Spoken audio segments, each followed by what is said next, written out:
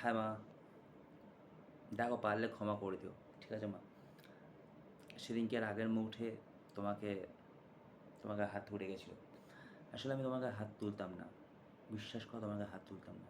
তুমি আমাকে কিছু বলতে আমাকে কোনো আপত্তি নেই, কিন্তু তুমি আমার জিমের জিনিসগুলোর ওপর, তারপর পূজাকে বলেছো না, তুমি আমাকে বলো তাতে আমার কোনো আপত্তি নেই, কিন্তু আমার জিম বা আমার জিম কিংবা ওর সম্বন্ধে যদি বলো না, তাহলে মাথা মাথা গরম হয়ে যায়। আর তুমি ভালো করে জানো আমার মাথা গরম হলে কী হয়। পরে যখন দেখলাম খুব কষ্ট লেগেছে।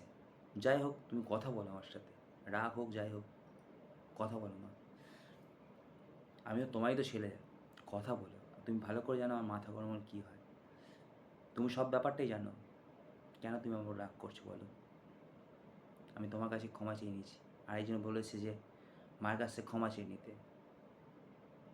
আমি তোমার কাছে ক্ষমা চেয়ে নিচ্ছি, ভুল আমারই হয়েছে, ক্ষমা করে দিও মা।